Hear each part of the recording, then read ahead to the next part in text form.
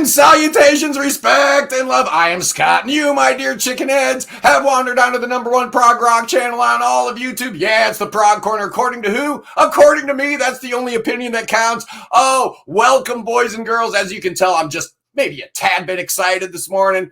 Oh, welcome to Nektar Week, man. Oh, all week long is nothing but Nektar-related content. And if I shut my mouth for just 2 seconds, you'd realize that there's somebody sitting right next to me who you might actually know. Oh, welcome to the Prog Corner, Derek Moore, founding member of Nektar. How are you doing this morning, sir?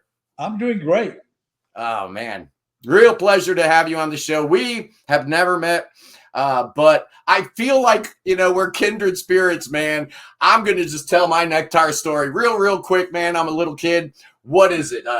It's 1974, I guess. And I see this album that just mystified me, man. I had to have it. It was called Remember the Future. And, man, I was hooked ever since. I had to, of course, go back and get Tab in the Ocean. Then Recycled came out. And those were the only 3 Nektar albums I had for a long time. And then during the 80s, I started working in a record store, and then I went back and got the first album. Well, I had the even ones. I had the second album, the 4th album, and the 6th album. So I had to go back and get the first album, the 3rd album, and the 5th album. Man, the first 6 Nektar albums really hold up, don't they, man? Yes, they do. Oh, they were so good. I call the classic albums. Yeah. That's the classic era right there, man. And congratulations. You got a brand new record label that you're working with. You just inked a deal with something called Deko Entertainment. And honestly, I knew nothing about these guys, man. I went on their website and I looked at their artist roster. Dude, your label mates with Slash and Angel, Dokken, Brian Setzer, John Lodge, Rick Emmett, Steve Walsh, 10 years after, the Guess Who. And you got to be just so proud, Mo, that your label mates with Tiffany. Yeah. That's awesome. I think we're alone now. So that's actually a legit company. How did that come about? Did they approach you, or how did those negotiations go? Yeah, Bruce is a good friend with since years with Rich Shalander, our lead guitarist. And when I was in New Jersey, and Rich said, "Let's go and see Bruce." So we went to Bruce, and we talked to Bruce and Charlie. Charlie is actually an angel. And first of all, really? Before we go any further, you mentioned Rish. Yeah, Fire Ballet, yeah. Yeah. We're not just talking about bums that you allowed into Nektar, man. Right? I mean, he'd been associated with the band since 1978 or something like that. So he was kind of part of that classic thing, too. And he was the guy from Fire Ballet. So that's really cool. Yeah, that is really cool. He and I are kindred spirits. We think the same things. We write very well together. We've done 2 albums now, The Other Side, which we wrote most of in 1978, and A Mission to Mars, which we wrote over the last 3 years during COVID. Here we go. Let's talk a little bit. Have you seen the vinyl yet? No, I've not seen it. I got the original, and we of course did all the design work. Right. Yeah, it looks awesome. Look at this, man. The inner sleeve, just gorgeous. Deko did you favors, man. Look at this. Look at how beautiful. The color sep is great. You can actually read the font. You got to know who your audience, man. You talk about old guys with bad eyesight, and look at that. Oh, yeah, that's that purple splatter. That's good. Have you listened to it? Absolutely gorgeous. I most certainly have. I've listened to it like 10 or 12 times. We mastered that specially for vinyl. Oh, so it's a different mix. It's a different mastering from the CD. Okay. The CD doesn't have all the frequencies. They suggest frequencies. We kept the length down to about 16 minutes a side, and at that length, you get the maximum amount of strength from the groove. Yeah. You're not trying to get too many grooves on the album, and that gives it the sound that it's got. It's a very warm sound. Mm-hmm. Each instrument's in its own room, so you can follow it through the album.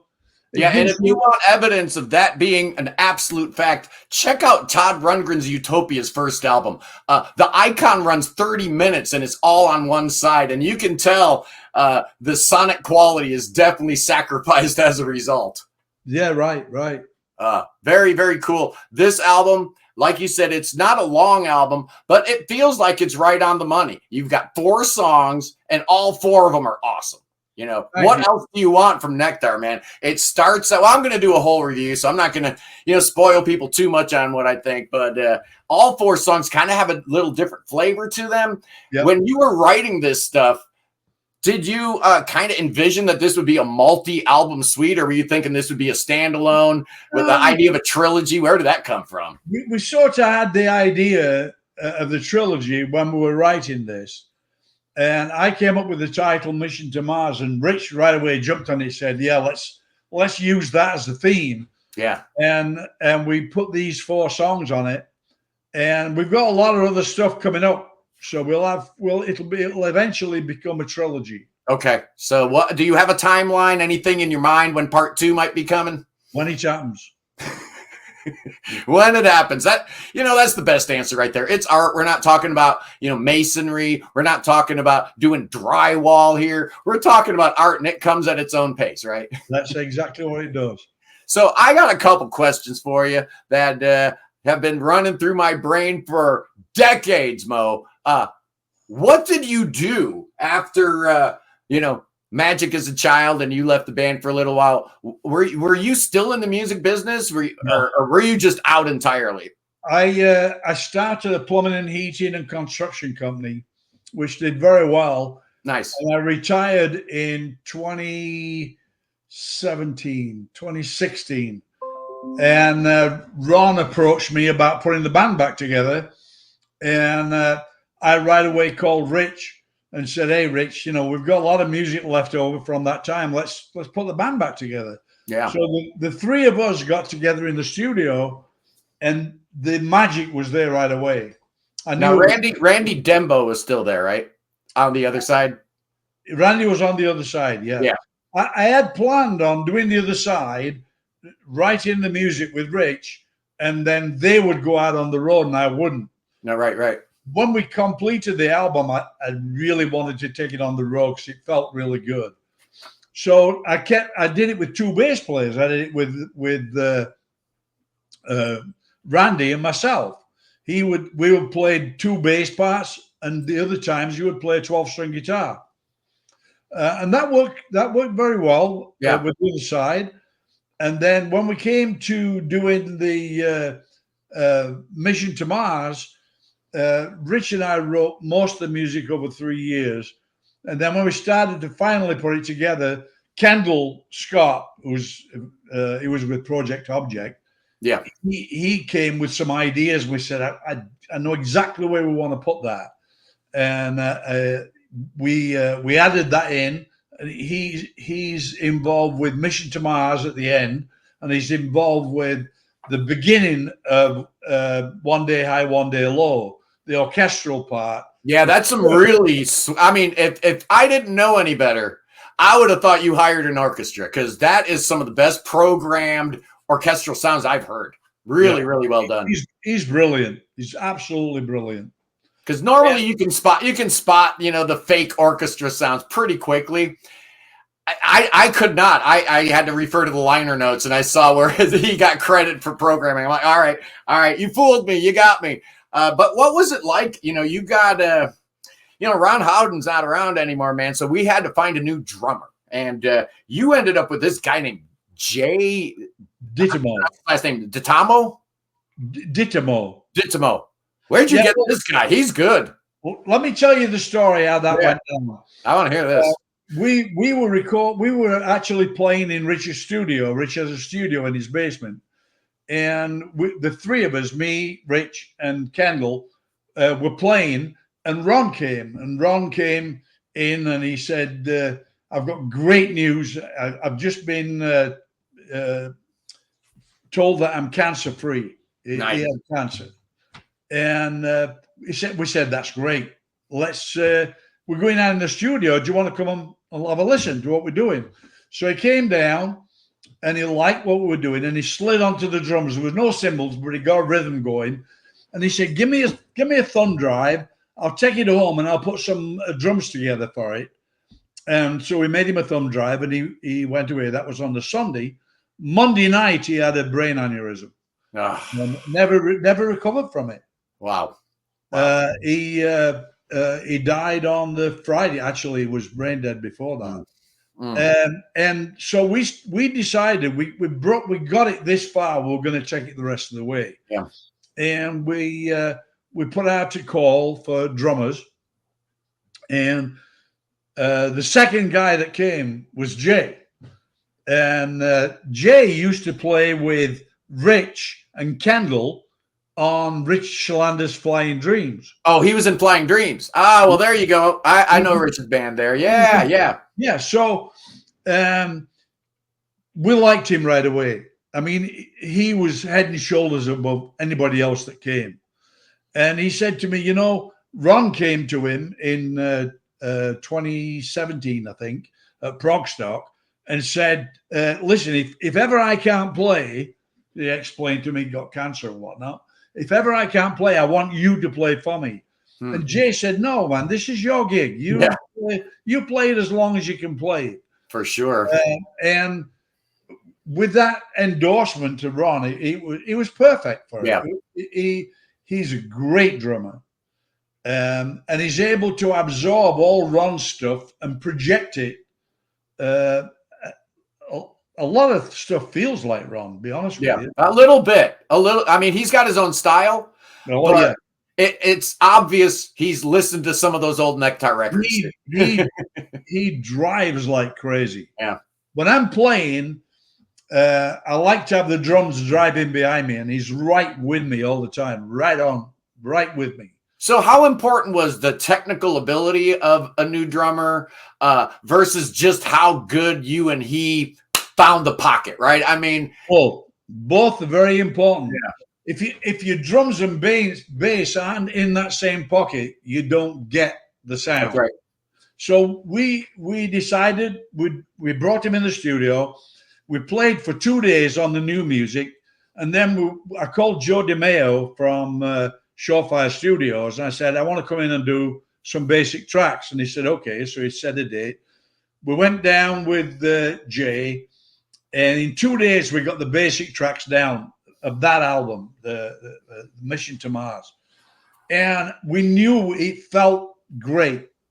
Every album we've ever done has been live basic tracks. Yeah. If you do live basic tracks, you get a live feel to the album.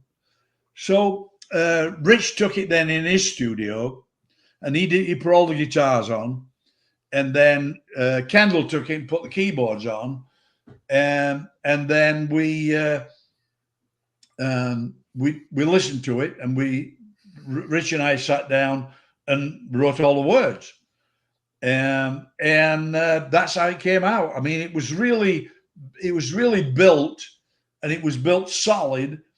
And then when we got it all done, when we mixed it with Joe, we sent it to Leon Zerbos, who's in Australia, but he used to be the head of Sterling Sound in New York City.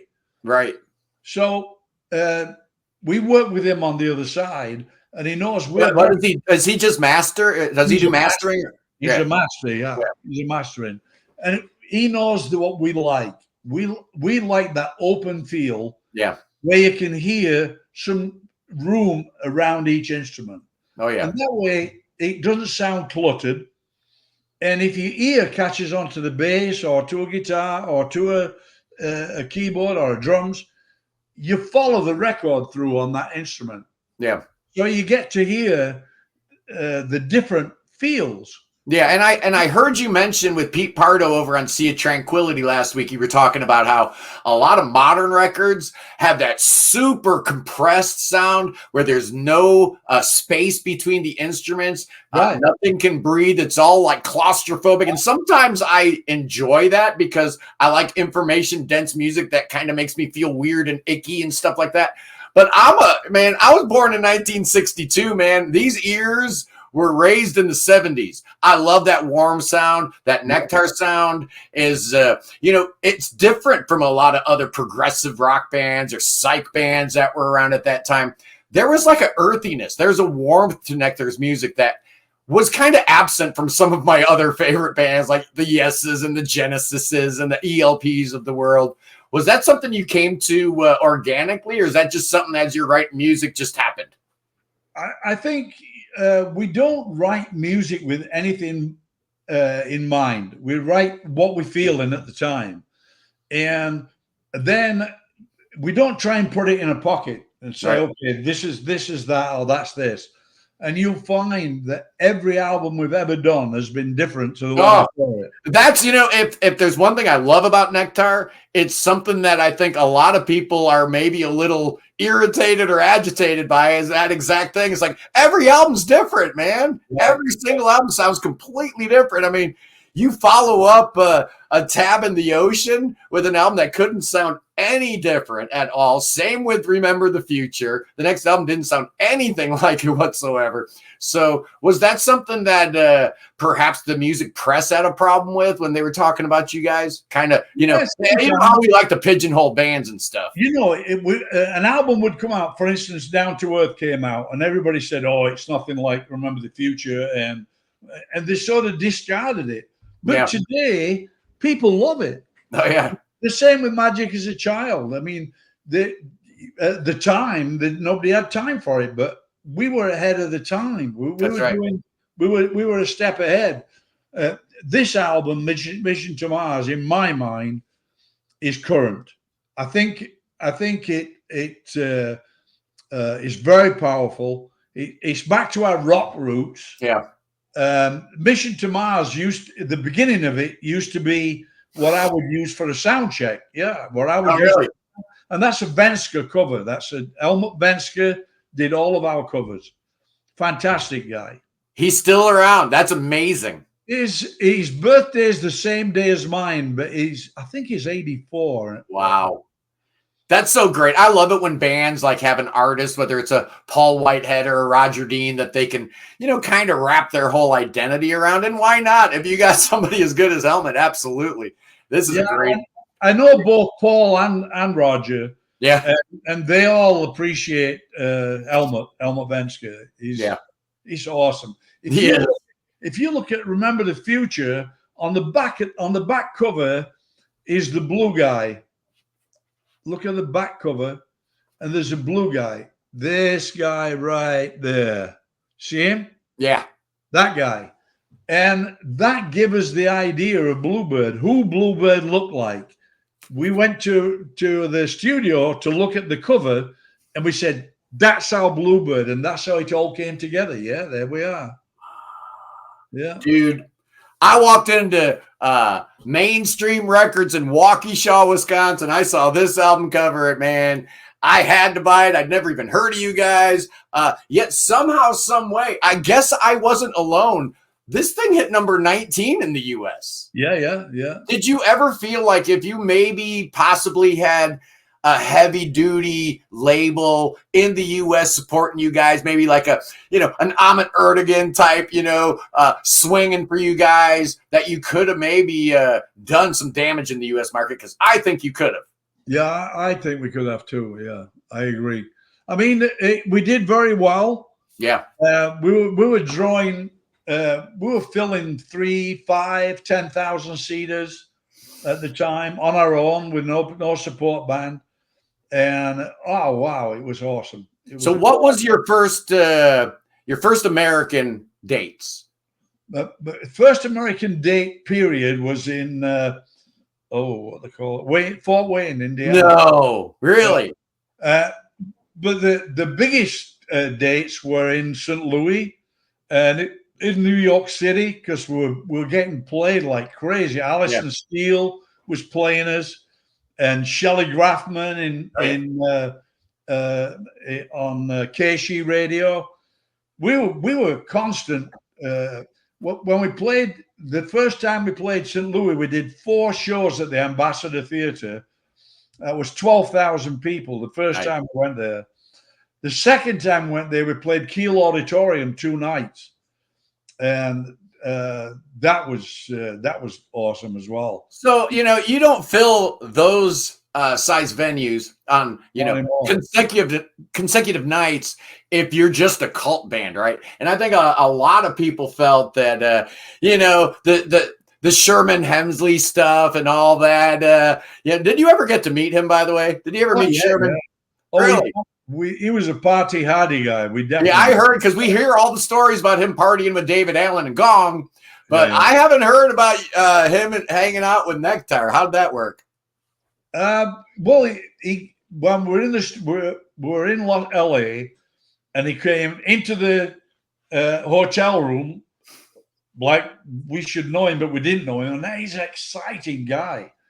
And when we played Santa Monica Civic, I had him go on stage and introduce us. Nice. And we got to be really, really good friends. He was a great guy, wasn't he? And then he put "Show Me the Way" on the TV. Yeah, he did. And dancing to it, and that really, really. And then Lionel turns the radio off. And George Jefferson's like, "Why'd you turn that off, man? That's good music." yeah, that's right. And it was you. It was "Show Me the Way," a song that's still in your set list, by the way. Yes, it is. And I want to talk a little bit about those dates. You did a bunch of dates in the U.S., and then you went over there in the U.K. and did a little festival over there that I heard went really, really well. But it sounds like you were playing, if not all, but most of the new album. Here's the new.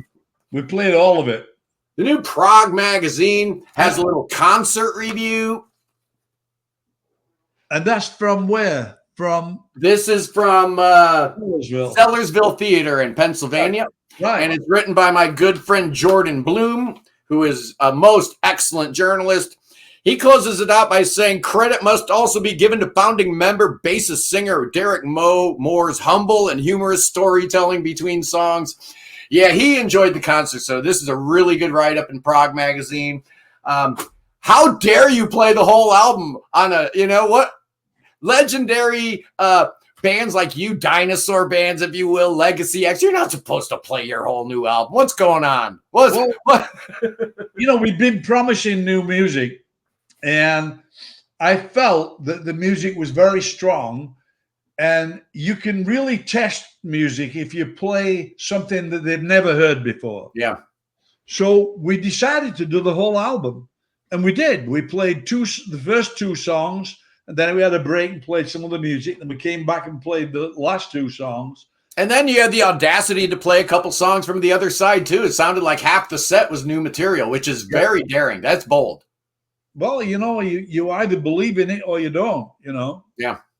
And that tells you a lot. If the band themselves don't believe in the new material, why should I, right? I mean, that's just basic stuff right there. And the new album is just outstanding. I got to say, the one song I did not like was "I'll Let You In." And isn't this the great thing about music, Mo? It's not my favorite song on the album. And I didn't like it at all at first. I was like, okay, 3 out of 4 ain't bad, right? And then I go back like third or fourth listen. I'm like, wait a second. This melody is just ridiculously good. And I love the buildup. But One Day High, One Day Low is the song on here that I think my viewers are probably going to gravitate to. It's got that big epic feel to it. So well put together, different sections to the song that keep it, moving along. A real good album, man. I can't wait to review this thing and talk to people about just, how good it really is. And it's better than it should be. There's no reason why a band, your first album came out in 1971. So we're talking about 53 years later. This album shouldn't be that good. Yeah. Well, "I'll Let You In" is crossing over into the Christian stations. No, really? Yeah. Really? Yeah. We get it every week. We get a thing. We're playing on college stations. We're playing on rock stations. We're playing a lot on Christian stations. Wow. I'll Let You In. So I think this album's got a good shot. Yeah, you've got to a young, exciting team behind it with Deko Entertainment. You've got a fantastic new album, a great lineup. I mean, it's hard to say because we lost Ron, we lost Roy, we lost Taff. You're like the last guy standing. We don't even have Mick Brockhead hanging out anymore. Tell me who's handling the light show now, because anybody that knows Nektar, right? Anybody that knows anything about your band knows it's not just the music, right? No. Jay Petsko worked with Mick for the last 4 years. So we, when Mick decided he was going to retire, I said to Jay, can you deal with it? Can you handle it? He said, no problem. We're going to go all digital. So I like that because you don't have all the contraptions out in the audience. You just have a thumb drive. And he put a fantastic slideshow together. So when we were going to England, actually before then, when we did the last tour in June, I said, can you maybe do some 3D? And he said, sure. I said, well, let's do, both Rich and I pushed for the 3D on Mission to Mars. So he did the 3D. We bought 3D glasses. Here we go. Oh, nice. 3D glasses. And we give them to everybody in the audience. That's cool. I was wondering how you were going to do that. Yeah. So that really went down well. Well, when we went to England, this was set up in a huge tent. And on this end was one band, and on this end was the other band. Well, you had a 10-minute changeover time. Yeah. Because while this band was playing, this band was getting set up. Then you had 10 minutes to tinkle and boom, you were off. That's right. Well, they had 2 PAs. So I said to our sound guy, Joel Simches, I said, Joel, see if you can link the 2 PAs and let's do quad. Nice. And he did. He linked them together and we did that concert in quad with 3D on Mission to Mars and 3D on One Day High, One Day Low. It really went down well. Oh, that sounds a lot of fun. For an encore there, we did Tab in the Ocean for an encore, 15 minutes. And then we closed the show out with Good Day. Oh, there you go. Great little song. Good Day was just picked up by Home Box Office on a Pennyworth, I think it's called, the show. Really? Slowly we're starting to edge into the, I won't say the mainstream. No, that'll never happen. That, you had your chance in 1973. That's not going to happen. But you know what we can do? We can make sure that Nektar stays relevant. We can make sure that it's, increased in the public consciousness. And there is something called these generational echoes, right? If you look at demographic trees and charts, every 20 or 25 years or so, the people that loved Remember the Future in 1973 are having kids. So those kids are going to some point go into daddy's record collection and start investigating. So every 20 years or so, you see this bump in excitement and interest in prog rock. We're here again. That's why I started the channel, because I felt something was in the air. I knew it was happening, lifelong fan, but I knew I could help promote bands, young, old, anywhere in between. As long as they're doing great music, they need a voice, because let's face it, the music industry is being run by TikTokers right now, and we can't have that, man. We got to take it back. Yeah, I'm with you. And that's the plan. That's the goal. So, I noticed that festival date that you did in the UK. I think you might have billed that as like your farewell European show. Are you stepping back from that a little bit? Are you going to walk that? Well, we didn't think that there was enough interest for us to play in Europe, so we decided to make this a final show and get as many people as we could to come. And it went down so well, and we're getting all kinds of people calling us to do this show and play Europe. That I think we're going to go back. Nice. We may even go back and do that festival again next year. There's always new ones popping up all the time. So yeah, but One thing I have always been well, before I ask you that, we haven't talked about somebody yet. How did you find Marianne Castillo? Marianne is Rich's significant other. Oh, well, that makes complete and total sense. She's the head cook and bottle washer. She runs our store. She sings. She does the iPads. I mean, she's really irreplaceable. Any thought about giving her some lead on part 2 or part 3 lead vocals? Maybe, yeah. I mean, she does lead vocal on some of the old stuff. Yeah. And she often doubles Rich's voice, right, to give it a thick layer. That's what I was hearing a lot on this album. Yeah, she's on it a lot. Yeah, she's awesome. She's really, really cool. But what I was going to ask you about, and it's probably the most peculiar thing about your band, right? Bunch of British guys form a band in Hamburg. What in the world? What were you guys doing in Germany in the first place? And, I hear a bunch of dudes of a certain age in the late 60s hanging out in Germany. I think American servicemen, right? That's the first thing I think of. What in the world were you guys doing in Hamburg? And why did you feel the need to start a band? Well, we were playing for the American troops. It all makes sense.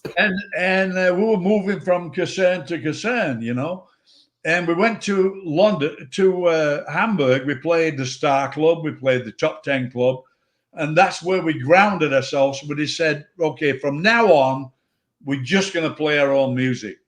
And that was possible in Germany because the German people love new stuff. Yeah. They're not interested in pop music. And that is how we got our start. And not just culturally, but you got to think also, there was something going on in Germany in 1969 musically. The whole, Stockhausen school, and there's a lot of really brilliant musical minds were really starting their careers at that time in Germany. We saw Stockhausen in Darmstadt. We went down, we talked to him. Really? He played the whole show in quad. It was fantastic. Yeah. I mean, this is 69, 70.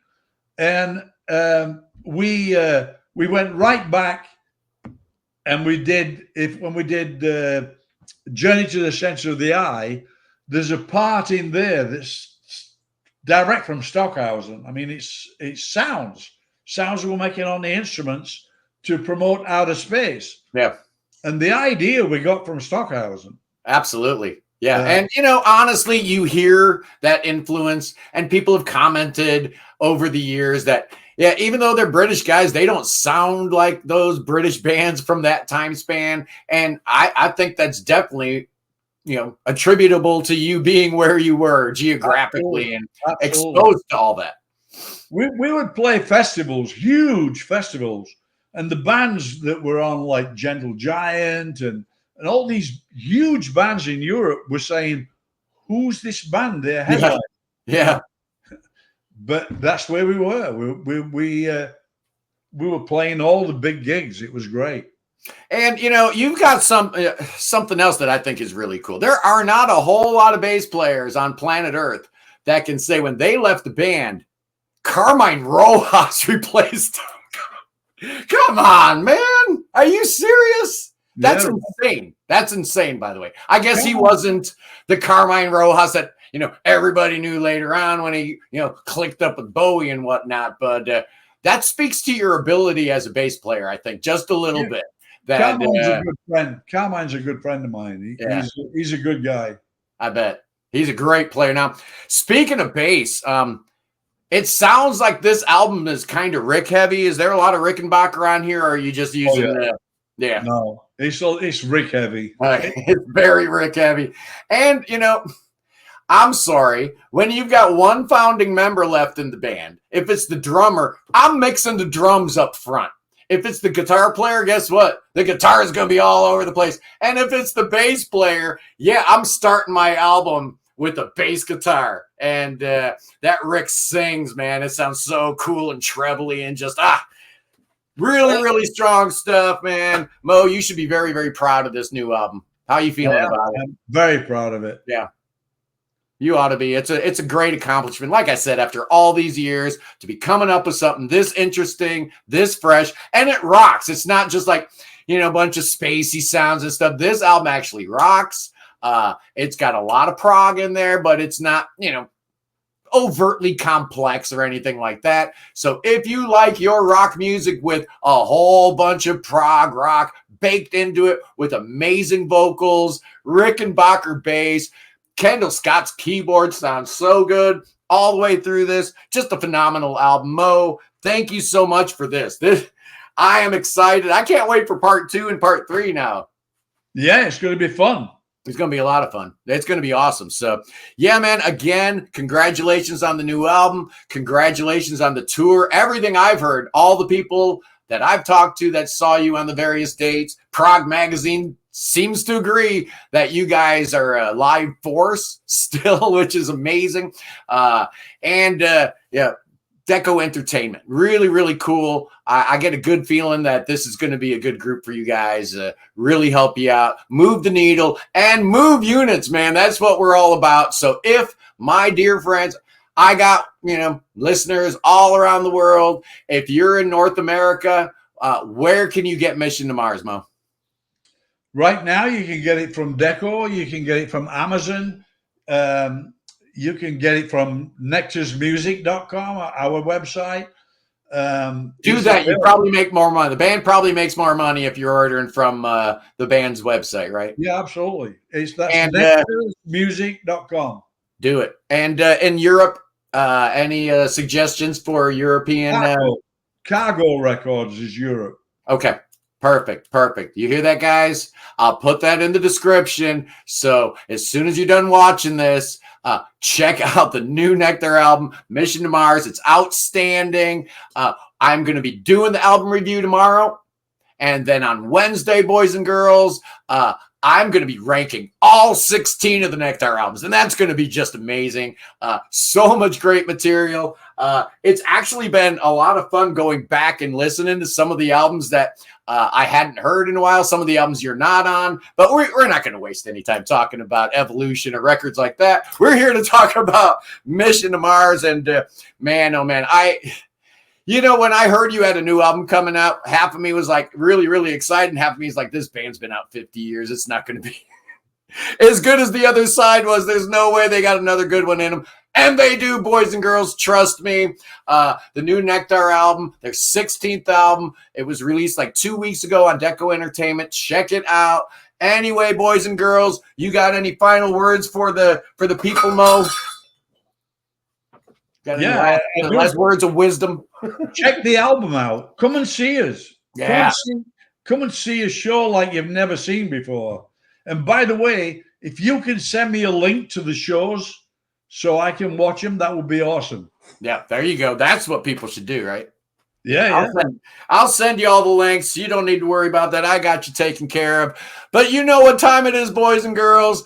Oh, yeah. Oh, this has been so much fun reminiscing with the great Derek Mo Moore from Nektar, one of my favorite bands of all time. You clowns know that. I just ranked the top 50 prog rock bands of all time last week on the show.